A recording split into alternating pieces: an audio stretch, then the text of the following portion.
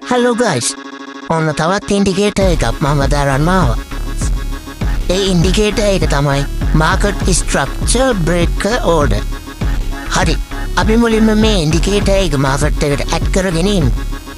මුලින්ම ඉන්ඩිකේටර් කියන ටැබ් එකට යන්න. ඊට පස්සේ මෙතන search bar එකේ search කරගන්න ඕනේ market structure breaker order කියලා.